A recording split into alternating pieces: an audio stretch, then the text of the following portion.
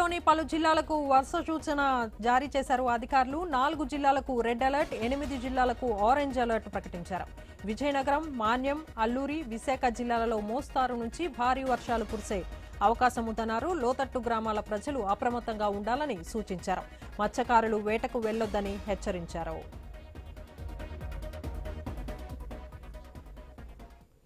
ఇక ఇదే విషయంపై మరింత సమాచారాన్ని మా ప్రతినిధి రాజు అందిస్తారు. రాజు, చెప్పండి.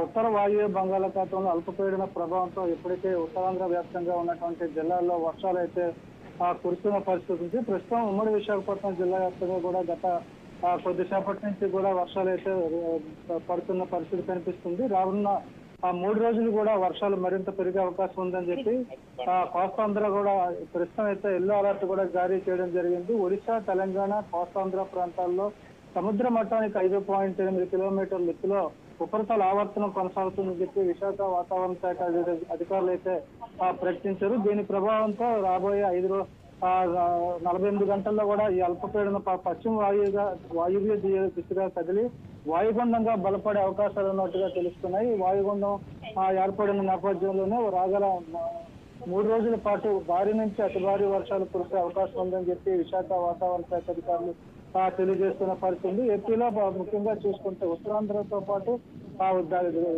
కోస్తా జిల్లాలో అయినటువంటి అటు తూర్పుగోదావరి, పశ్చిమ గోదావరి జిల్లాల్లో కూడా వర్షాలు అయితే భారీగా నమోదవుతాయని చెప్పి అధికారులు అయితే తెలియజేస్తున్న నేపథ్యంలో ఎక్కడ ఎలాంటి అవాంఛనీయ సంగతులు జరగకుండా అప్రమత్తంగా ఉండాలి అని కూడా అధికారులకు అయితే సూచనలు ఇవ్వడం జరిగింది. నేపథ్యంలో లోతట్టు అవసరమైతే లోతట్టు ప్రాంత ప్రజల్ని సురక్షిత ప్రాంతాలకు తరలించేందుకు కూడా ఏర్పాట్లు చేసుకోవాలని చెప్పి అధికారులకు అయితే ఇప్పటికే సూచనలు జారీ చేసిన పరిస్థితి కనిపిస్తుంది.